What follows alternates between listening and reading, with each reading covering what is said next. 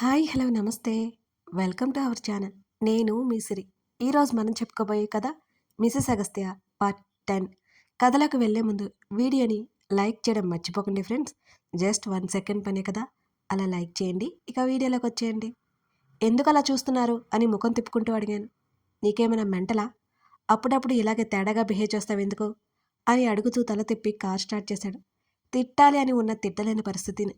నా కోపం అంతా తెలిసేలా చూసి, సార్ నా స్కూటీ దగ్గర డ్రాప్ చేయండి అని సీరియస్గా అన్నాను.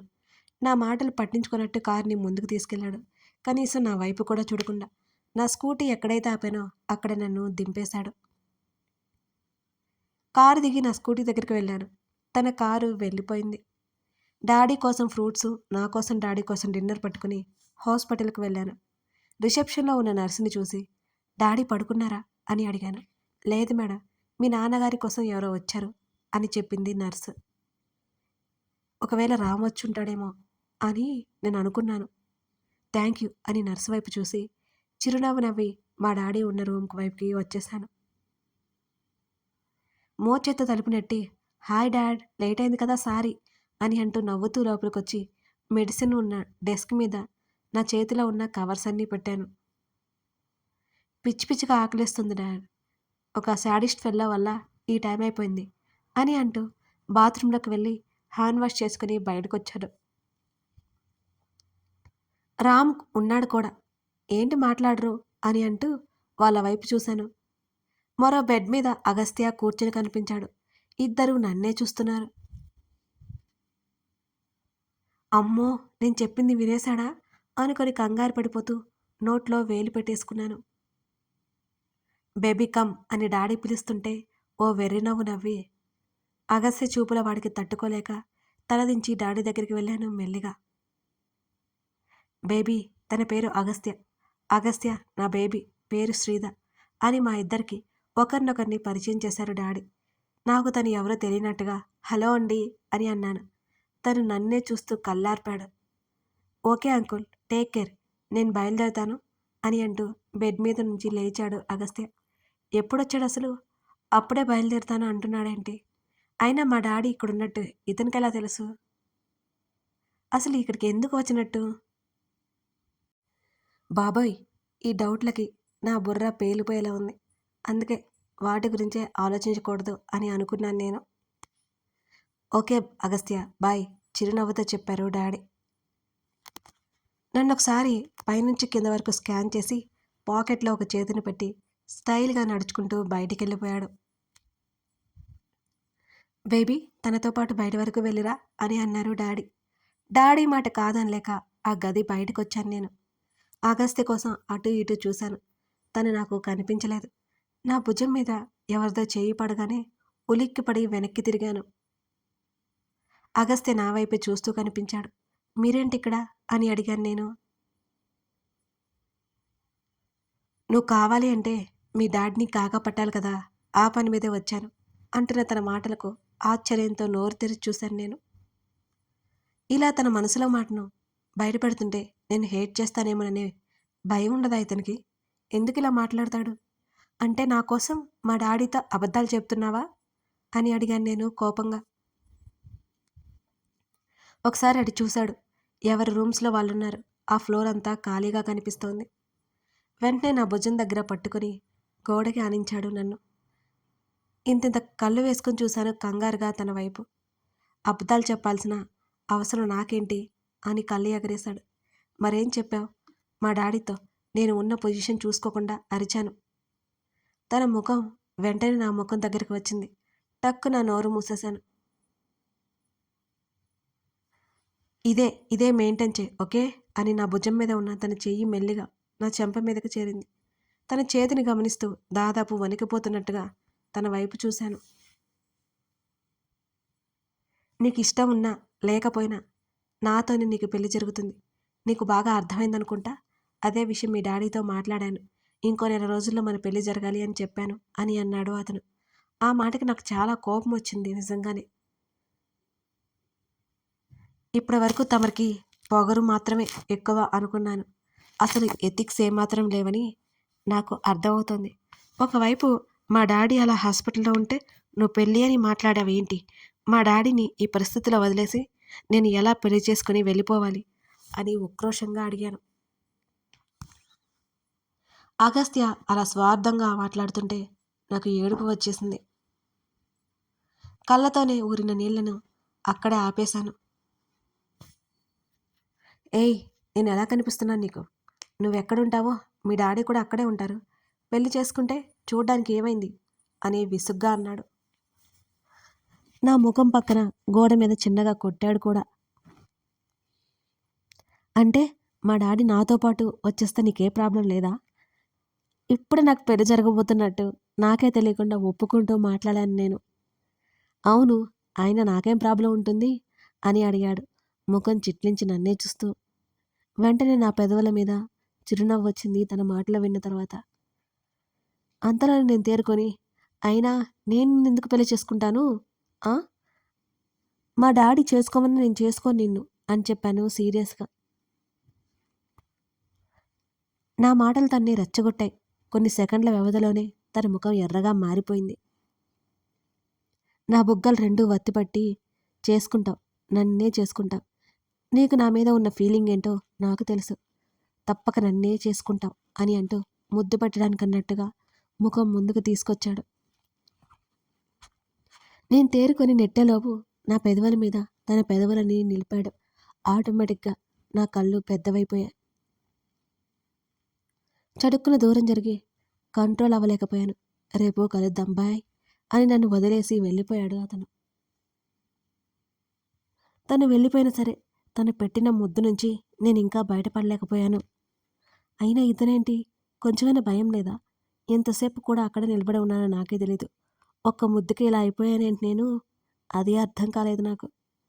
ఈడియట్, రాస్కెల్, రావణ జాతి అని తిట్టుకుని చాలాసేపటికి లోపలికి వచ్చాను నేను. అగస్త్య వెళ్ళిపోయాడా బేబీ అని అడిగారు డాడీ. నేను వెళ్ళేసరికి వెళ్ళిపోయాడు డాడీ. నర్స్తో మాట్లాడుతుంటే లేట్ అయిపోయింది అని డాడీతో అబద్ధం చెప్పాను ఫస్ట్ టైం. అతని వల్ల చెప్పాల్సి వచ్చింది. వీడు మా డాడీకి నా చేత అబద్ధాలు కూడా చెప్పించేస్తున్నాడు. శ్రీ, నీతో ఒక విషయం మాట్లాడాలిరా అని డాడీ చెప్తుంటే ఆ విషయం ఏంటో నాకు అర్థమై డాడీని ఇక నొప్పించాలి అని భయపడి అగస్త్య చేతిని నన్ను పెళ్లి చేసుకొని చెప్పించాలని గట్టిగా ఫిక్స్ అయిపోయాను నేను. డాడీ, ఇప్పటికే చాలా లేట్ అయిపోయింది అని అంటూ డాడీకి మాట్లాడడానికి ఏమాత్రం అవకాశం ఇవ్వకుండా ఫ్రూట్స్ మిల్క్ అందించాను బలవంతంగా. డాడీకి తినిపించిన తర్వాత నేను వేడివేడిగా బిర్యానీ ఆస్వాదిస్తూ తింటుంటే డాడీ నన్ను చూసి నవ్వుకున్నారు. టాబ్లెట్స్ వేసిన తర్వాత వెంటనే ఆయన నిద్రపోయారు. మరొక బెడ్ ఇచ్చారు, కానీ నాకు అసలు నిద్ర రావడం లేదు. అగస్త్య పెట్టిన ముద్దు ఒక కారణమైతే డాడీ దగ్గరికి అగస్త్య ఎలా వచ్చాడు, ఎందుకు వచ్చాడు, డాడీ ఇక్కడ ఉన్నట్టు తనకి ఎలా తెలుసు అనే ప్రశ్నలన్నీ నా బుర్రలో తిరుగుతున్నాయి. ఎంత చించినా అర్థం కాలేదు నాకు. రూమ్లో ఉండాలి అని అనిపించక హాస్పిటల్ బాల్కనీ దగ్గరికి వచ్చాను. హాస్పిటల్ అంతా మౌనంగా నిశ్శబ్దంగా ఉంది. ఒక చైర్ లాక్కొచ్చుకొని అక్కడే కూర్చున్నాను నేను. మరో 2 నిమిషాల్లో నా ఫోను తెగ తెగ మోగుతోంది.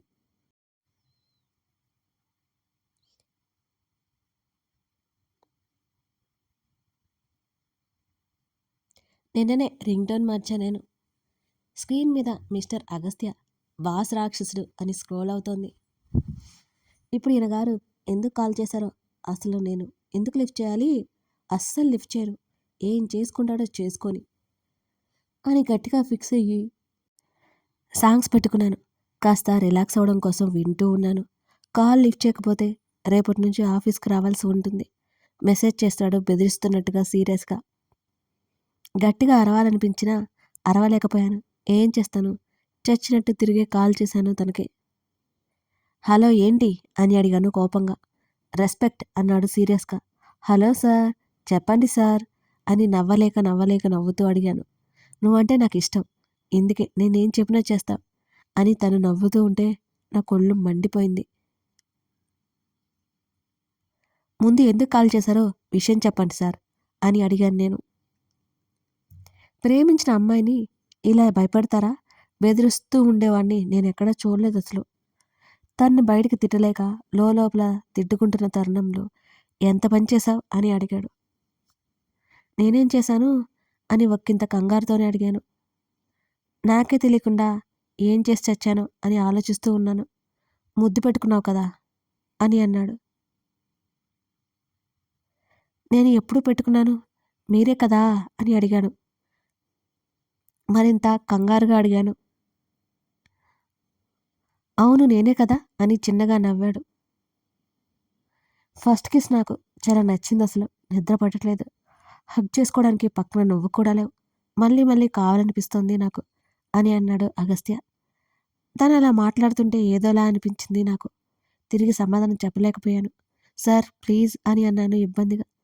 నిజంగా అలాగే అనిపిస్తోంది.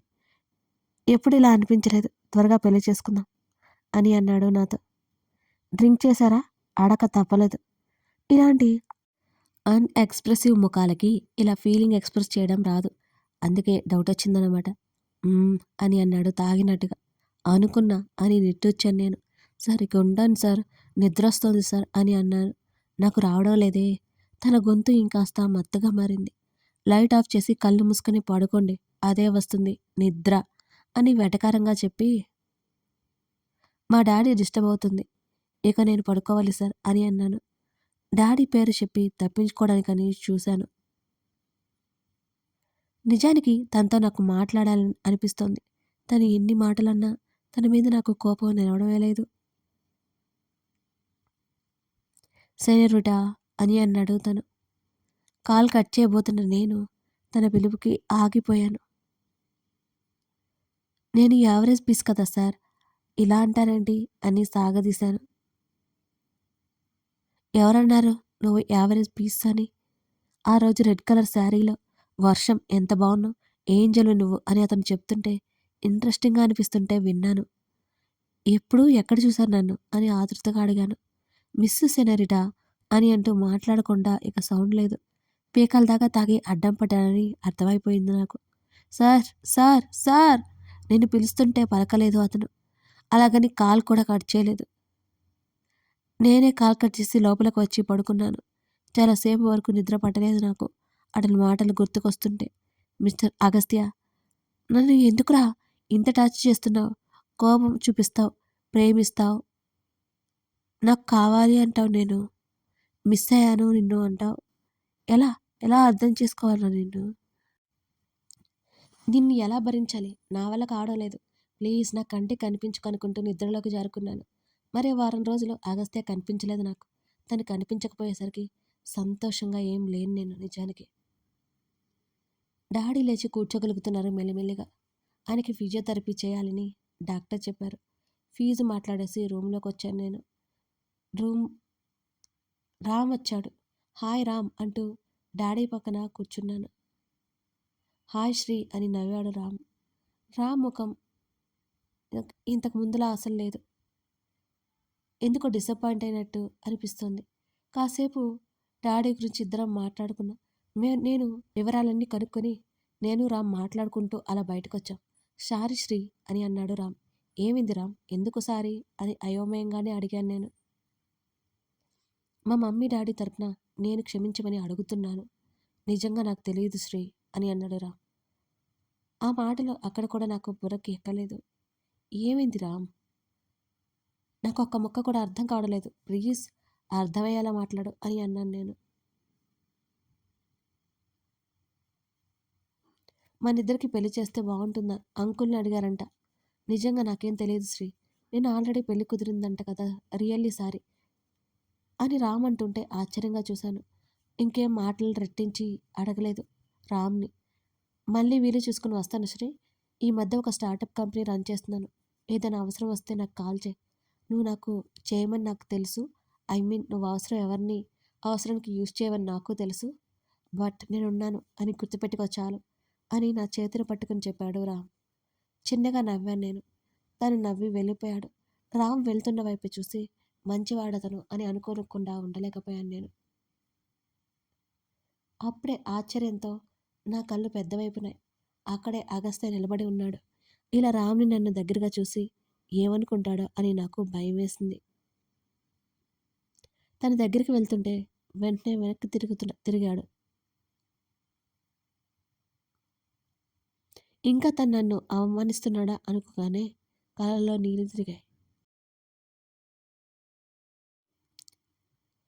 ఇలాంటి వ్యక్తికి ప్రేమ ఎందుకు? నమ్మకం లేని చోట ప్రేమ అసలు నిలబడదు. అగస్త్య కూడా నాకు అసలు పొంతనే కుదరదు. కళ్ళు పొడుచుకుని అలాగే కళ్ళు తుడుచుకుని లోపలికి వచ్చే రామ్ని రూమ్లోకి డాడీ పడుకుని కనిపించాడు అతనితో పాటు రావడంతో. మెడికల్ ఖర్చు, ఫిజియోథెరపీ ట్రీట్మెంట్ ఖర్చులకి అన్ని ఖర్చులు లెక్కలు చూసుకున్నాను. ఏదైనా వర్క్ ఫ్రమ్ హోమ్ ఉద్యోగం ఉంటుందేమోనని ల్యాప్టాప్ ముందేసుకుని కూర్చున్నాను. మరో 10 నిమిషాల్లో అగస్త్య లోపలికి వచ్చాడు. తలెత్తి చూశాను. సీరియస్గా నా దగ్గరికి వస్తుంటే ల్యాప్టాప్ తీసి పక్కన పెట్టాను. నా చేతిని పట్టుకుని బయటికి లాక్కొచ్చాడు. డాడీ డిస్టర్బ్ అవుతాడేమోనని చప్పుడు చేయకుండా బయటకు వచ్చాను నేను కూడా. తనతో పాటుగా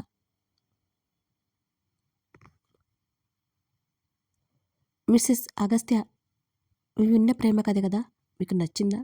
boss and employee pure love story. చాలా చాలా బాగుంటుంది. మిస్ అవ్వకుండా తప్పక చూడండి. నచ్చితే లైక్ చేయండి, కామెంట్ చేయండి, సబ్స్క్రైబ్ చేసుకోండి. Thank you for watching this video. Siri డైరీస్లో నువ్వే కావాలనే సిరీస్ రన్ అవుతుంది. ఓసారి చూడండి.